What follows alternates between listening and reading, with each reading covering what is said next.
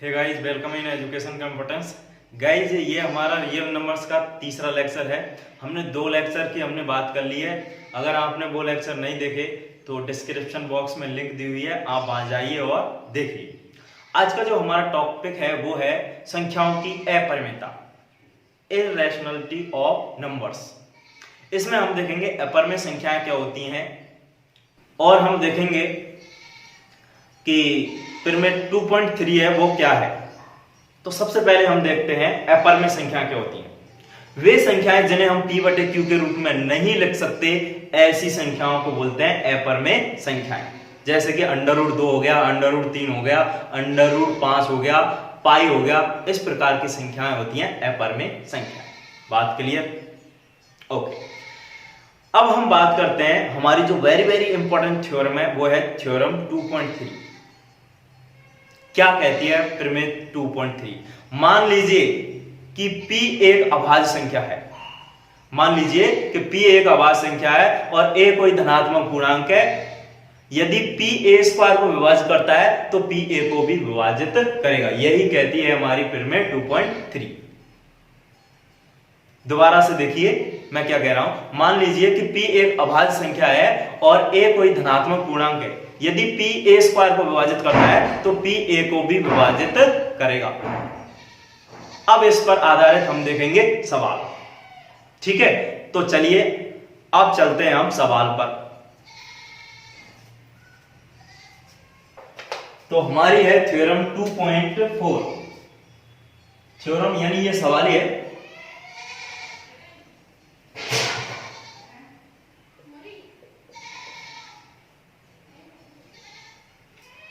क्या कहती है थ्योरम 2.4? थ्योरम 2.4 कहती है कि सिद्ध कीजिए √2 एक अपरिमेय संख्या है। सिद्ध करें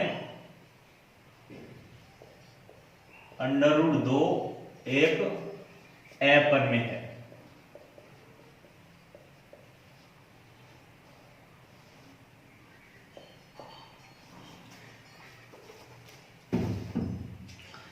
देखिए, इस प्रकार के जो सवाल हैं वो बहुत ही आसानी से हो जाते हैं।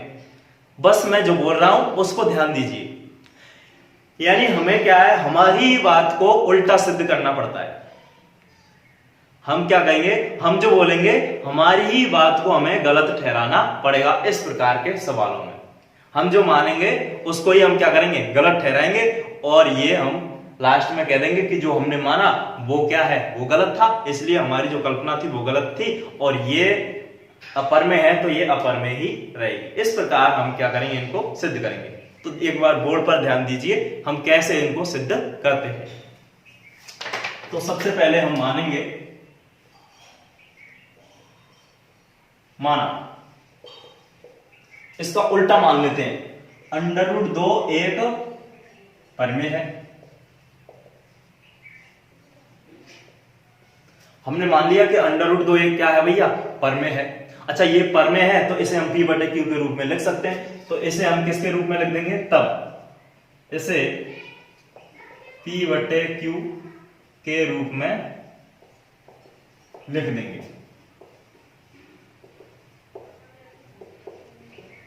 तो हम यहां कह देंगे जहां पर q क्या है, 0 नहीं होना चाहिए। जहां पर q 0 नहीं होना चाहिए तब ये क्या आ जाएगा, इधर लिखते हैं हम √2 बराबर p बटे q और q not is equal to होगा 0 के।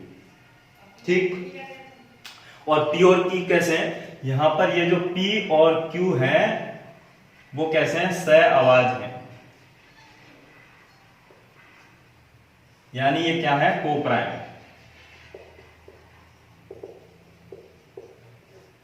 इनमें एक के अतिरिक्त कोई भी कॉमन गुणनखंड नहीं है तो ये कैसे हैं, सहभाज्य है। अच्छा, आगे बढ़ते हैं। अब तब हम क्या करेंगे, इसको लिख देंगे, इसको √2 ये बन जाएगा क्या, q और इज इक्वल टू p। दोनों ओर क्या कर देंगे, स्क्वायर कर देंगे, दोनों ओर वर्ग। तो दोनों ओर वर्ग करेंगे तो ये बन जाएगा √2 q का स्क्वायर इधर p स्क्वायर। ठीक, तो यहां पर देखिए, तो ये बन जाएगा 2q² इजिकल्स टू p²। या फिर हम क्या बोलेंगे, या फिर हम ये बोल देंगे कि q² इजिकल्स टू p²/2। ये बन गया इक्वेशन फर्स्ट। अब यहां पर देखिए हमारी पिरामिड 2.3 क्या कहती है, हमारी पिरामिड 2.3 ये कहती है कि p एक अभाज्य संख्या है और p a² को विभाजित करता है, तो p a को भी विभाजित करेगा। तो यहां पर हम क्या कर देंगे कि q² इजिकल्स, यहां पर देखिए पिरामिड 2.3 से 2 p² को विभाजित करता है, क्योंकि 2 p² को विभाजित कर रहा है, 2 p² को विभाजित करता है,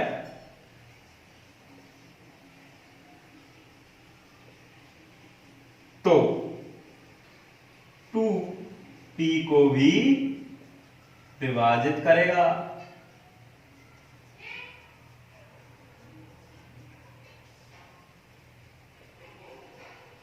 यदि 2p² को विभाजित कर रहा है तो 2p को भी विभाजित करेगा। ये कहती है पिरामिड 2.3, कहती है कि नहीं? बिल्कुल कहती है। आगे हम बात करते हैं अब इधर। तो ये तो हो गया इक्वेशन फर्स्ट। अब हम क्या करेंगे, देखिए यहां पर p² 2 से विभाजित हो रहा है, ध्यान दीजिए यहां पर p² 2 से विभाजित हो रहा है और p है वो भी क्या है, 2 से विभाजित हो रहा है। तो हम ये कहेंगे कि p में एक उभयनिष्ठ गुणनखंड 2 होगा, तभी तो वो विभाजित हो रहा होगा। कोई भी संख्या है 2 से कब विभाजित होगी, जब उसमें एक उभयनिष्ठ गुणनखंड 2 होता है। जैसे कि 4 2 से विभाजित होती है, तो उसमें एक उभयनिष्ठ गुणनखंड 2 होता है, बिल्कुल होता है। तो यहां पर हम इस p को कैसे लिख सकते हैं, तब ध्यान दीजिए मैं क्या लिख रहा हूं, तब p इजिकल्स टू मैं लिखूंगा 2c, ये इसके रूप का होगा, 2c के रूप का। यहां पर c क्या है, कोई पूर्णांक है, c कोई पूर्णांक है,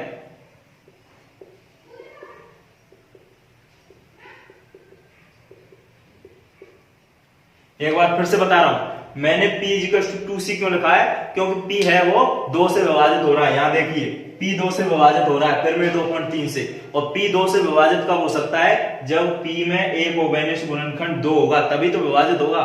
तो यही बात मैंने लिखी है। अब ये मान हम समीकरण 1 में रखेंगे, 1 से क्या हो जाएगा, देखिए 1 क्या कहता है, q² इजिकल्स टू 2c, ये p की वैल्यू लिख दी और इसका स्क्वायर कर दिया अपॉन 2, तो क्या आ जाएगा ये q² इजिकल्स टू 4c²/2, या q² इजिकल्स टू आ गया, देखो 2 से हम जब डिवाइड करेंगे तो ये आ जाएगा 2c², या पक्षांतरण कर लेंगे तो ये आ जाएगा c² इजिकल्स टू q²/2 का हम क्या कर देंगे, भाग दे देंगे। ये बन गया इक्वेशन सेकंड। यहां तक बात समझ में आई? बिल्कुल। अब देखिए q² को 2 विभाजित करने लग गया, तो 2.3 लगाएंगे, फिर से 2.3 से 2 q² को विभाजित करता है,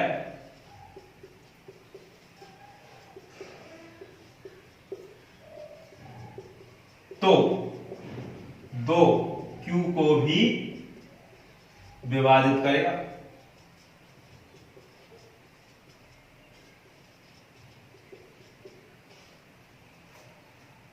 लेकिन हमने क्या माना था, हमने ये माना था p और q क्या है, सहभाज्य, मतलब इनमें एक के अतिरिक्त कोई भी उभयनिष्ठ गुणनखंड नहीं है। लेकिन हम यहां देख रहे हैं कि p देखो 2 से विभाजित हो रहा है और q 2 से विभाजित हो रहा है, मतलब p और q में एक अतिरिक्त गुणनखंड निकल के आ गया, क्या, 2। तो हमारी जो कल्पना है वो कैसी होगी, गलत हो गई, और ये जो कथन है वो कैसा हो गया, विरोधाभासी हो गया, मतलब इसमें कंट्राडिक्शन आ गया। तो हम कहेंगे कि ये फिर से क्या है, एक अपरिमेय संख्या। इस प्रकार से हम इनको क्या करेंगे, सिद्ध करते हैं। तो यहां लिख देंगे 1 व 2 से हमारी कल्पना विरोधाभासी है, यानी कंट्राडिक्ट है,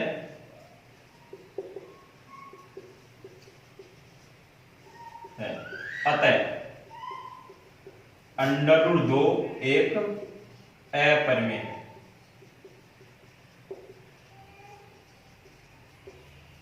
तो इस प्रकार से हम सिद्ध करते हैं।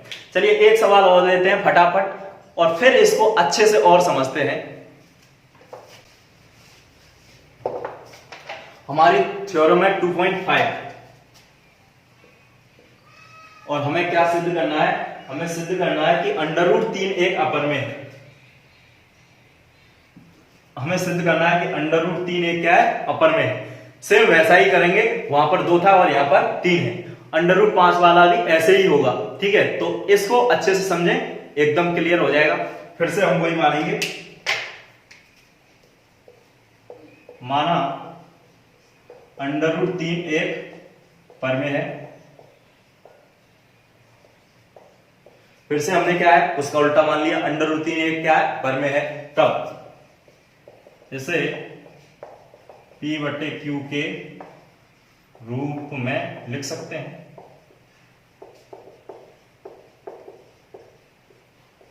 तब इसे P/Q के रूप में लिख सकते हैं, तो बिल्कुल लिख सकते हैं। इसको लिख देंगे √3 बराबर P/Q और Q कैसा है? यहां पर 0 नहीं होना चाहिए। और P और Q कैसे हैं? P और जो Q है वो कैसे हैं? सहअवाज है, यानी कोप्राइम है। इनमें एक के अतिरिक्त कोई भी ओवेनिश गुणनखंड नहीं है, ठीक, ओके। फिर से वही करेंगे, √3 और इधर आ जाएगा क्या? Q और इधर आ गया P, यानी कि इधर इसको क्रॉस मल्टीप्लाई कर दिया हमने, तो Q √3 = P। तो दोनों ओर क्या कर देंगे? स्क्वायर कर देंगे, तो Q √3 का इधर आ गया स्क्वायर और इधर आ गया P²। या ये कितना आ जाएगा? 3Q² = P², या Q² = P² 3 से डिवाइड कर दिया। ये इक्वेशन हो गया फर्स्ट। फिर से हम थ्योरम लगाएंगे 2.3। 3 P² को विभाजित करता है तो 3 P को विभाजित करेगा, तो यहां लिख देंगे 2.3 से, यानी थ्योरम 2.3 से 3 P² को विभाजित करता है।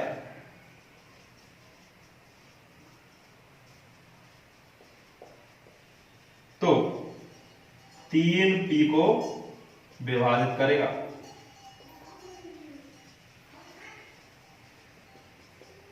यदि 3 P² को विभाजित करता है तो 3 P को भी विभाजित करेगा। आगे अब ये P² 3 से विभाजित हो रहा है, मतलब P 3 से विभाजित हो रहा है। और P 3 से विभाजित कब होगा? जब P में एक गुणनखंड 3 होगा। तो इसको किसके रूप का लिखेंगे? फिर से हम इसको किसके रूप का लिखेंगे? इसको लिखेंगे तब P = 3C के रूप का होगा। P 3C के रूप का होगा, क्योंकि तभी ये 3 से डिवाइड हो रहा होगा। तो यहां पर C क्या है? C एक पूर्णांक।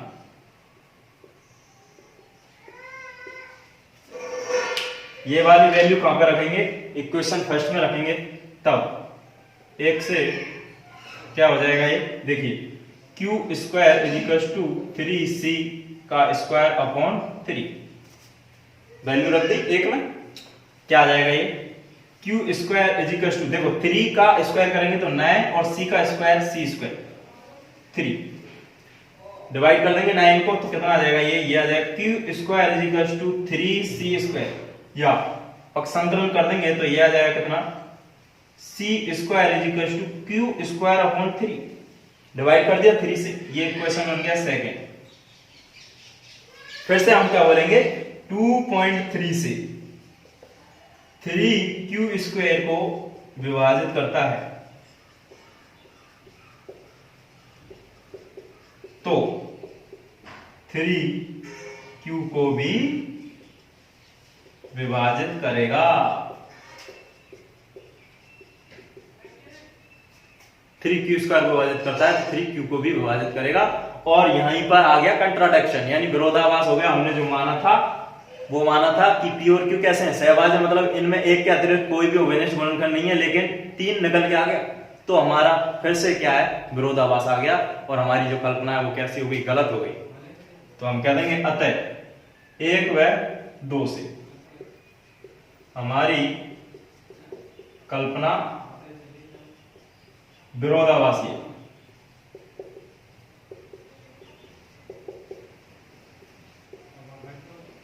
अतः √3 एक अपरिमेय है।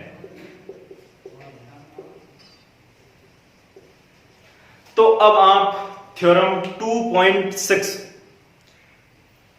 √5 एक अपरिमेय है सिद्ध कर सकते हैं। बिल्कुल कर सकते हैं कि नहीं? बिल्कुल कर सकते हैं। अब अगली टाइप का मैं आपको सवाल बताता हूं, चलिए।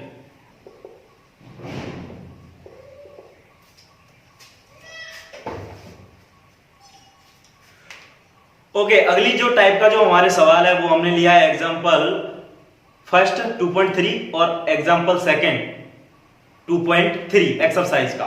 तो ये हमारी जो टाइप है वो है टाइप सेकंड। टाइप फर्स्ट का जो मैंने आपको थ्योरम कराई 2.3 और 2.4 और 2.5 वो थे। अब ये अगले टाइप का सवाल है, इसको हम कैसे सोल्व करेंगे? देखिए, सिद्ध करें 7√5 एक अपरिमेय है। इसको हमें अपरिमेय सिद्ध करना है, तो वही हम उल्टा मानेंगे, विपरीत मानेंगे। तो यहां पे हम करेंगे सॉल्यूशन। माना 7√5 एक परमेय है। परमेय है तो इसे P बटे Q के रूप में लिखेंगे। तो 7√5 = P बटे Q। और Q कैसा नहीं होना चाहिए? 0 नहीं होना चाहिए। और PQ कैसे? सहभाज्य। ठीक है। अब हमें एक साइड में तो बनाना है अपरिमेय और दूसरी साइड में बनाना है परमेय। अपरिमेय बराबर परमेय हो नहीं सकता, तो ये विरोधाभासी कथन हो जाएगा और हम कह देंगे कि हमने जो माना वो क्या था? गलत था। बस यही करना है हमें। तो यहां पर हम क्या करेंगे? या √5 हम 7 से डिवाइड कर देंगे इसको, तो ये बन जाएगा P/7Q। ठीक, मैंने 7 से इसको डिवाइड कर दिया। अब आप देखिए ये कैसा बन गया। हमें ऑलरेडी पता है कि √5 क्या है? अपरिमेय है। तो ये जो इक्वेशन फर्स्ट है वो एक विरोधाभासी कथन है, क्योंकि ये है अपरिमेय और ये है परमेय, और अपरिमेय बराबर परमेय हो नहीं सकती। तो यहां पे लिखेंगे एक से हमारी कल्पना विरोधाभासी है।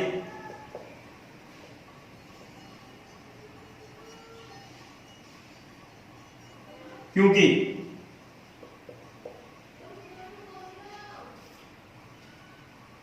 अपरिमेय बराबर नॉट इक्वल टू परमेय।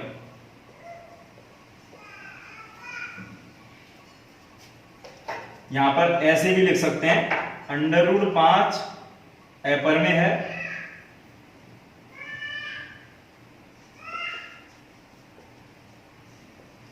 तथा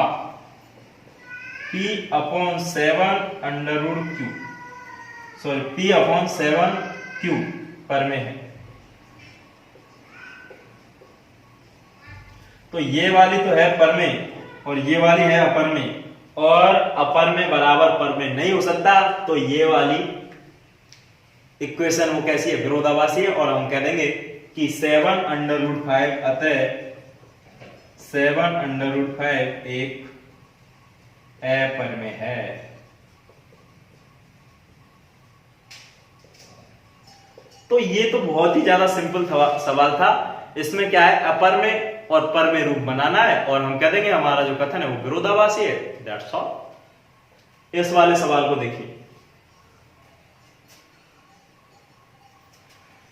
3 + 2√5 वही अपरिमेय और परमेय वाला रूप बनाएंगे। माना 3 + 2√5 एक परमेय है, तब 3 + 2√5 = P/Q और Q = नॉट इक्वल टू। और P और Q कैसे हैं? पूर्णांक। अब इस 3 को उधर ले जाएंगे हम, तो ये क्या बन जाएगा?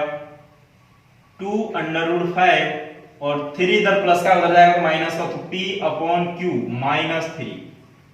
ठीक, इधर एलसीएम ले लो, 2√5 इज इक्वल टू, ये हमारा Q आ गया एलसीएम, इधर Q का भाग Q में दिया एक बार और एक को P से गुणा कराएंगे तो P, माइनस एक का भाग Q में Q बार और Q को 3 से गुणा करेंगे तो 3Q, 2 से डिवाइड कर देंगे इसको, तो ये क्या आ जाएगा, √5 is equal to P - 3Q upon 2Q। ये इक्वेशन फर्स्ट बन गया विरोधाभासी कथन। देख लो आप, इधर √ का है और इधर, यानी ये अपर में और ये पर में, अपर में और पर में रूप बना। कह दिया हमने कि ये भैया कथन कैसा है, विरोधाभासी, हमारी कल्पना गलत है और ये अपर में बराबर पर में नहीं हो सकता, इसलिए ये पूरी संख्या क्या है, अपर में है। तो कह देंगे एक विरोधाभासी कथन है,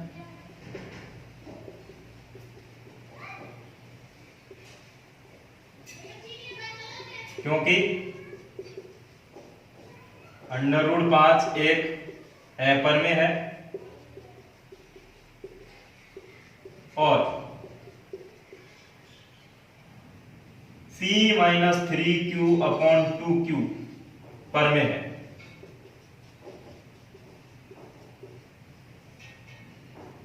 तो हम कह देंगे कि 3 + 2 √5 एक अपर में है।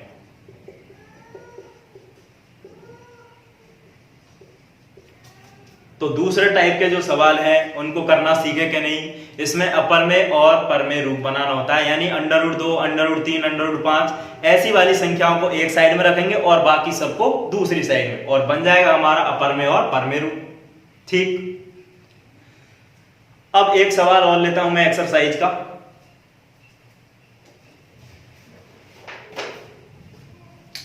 तो हमारी एक्सरसाइज 2.3 का सेकंड का है फर्स्ट, 1/√2 एक अपर में है।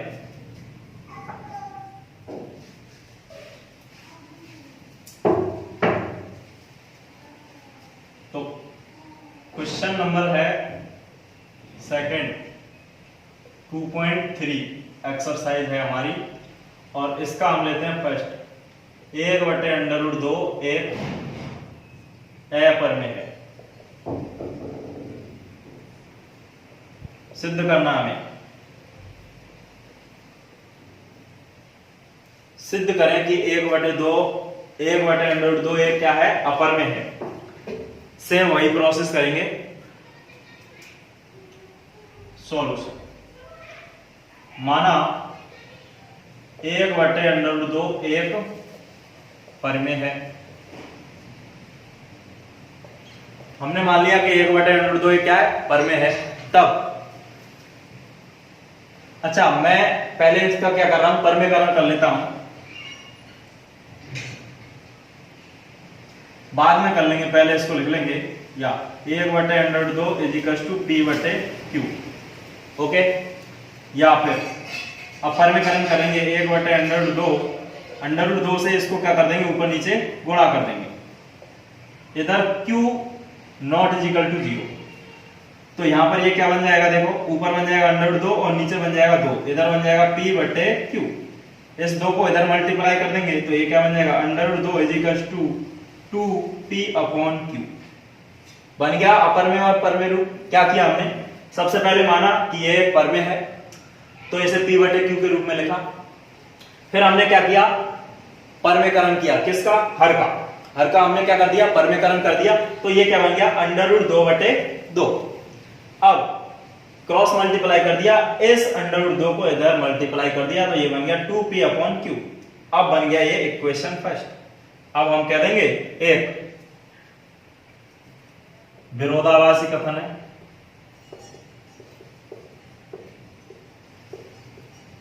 अतः √2 एक अपर में है तथा 2P/Q एक पर में है, और अपर में बराबर पर में हो नहीं सकती, तो हम कह देंगे कि 1/√2 एक ए पर में है। तो आई होप कि गाइज आपके बात समझ में आ गई होगी। तो अब आप एक्सरसाइज 2.3 कंप्लीट कर सकते हो। मैंने आपको कॉन्सेप्ट बता दिया और मैंने आपसे ये पहले ही बोल दिया था कि मैं आपको सिर्फ कॉन्सेप्ट बताऊंगा, सवाल अपने आप खुद से करने हैं, तभी आपका मैथ का डर दूर होगा। अब आपको वो थोड़ी कैलकुलेशन है वो तो आपको आनी ही चाहिए। तो गाइज इस वीडियो में बस इतना ही, बाकी हम अगले लेक्चर में डिस्कस करेंगे। तब तक के लिए आप वीडियो को लाइक कर दें, शेयर कर दें और चैनल को सब्सक्राइब जरूर कर लें। मैं मिलूंगा आपसे अगले वीडियो में, तब तक के लिए जय हिंद जय भारत।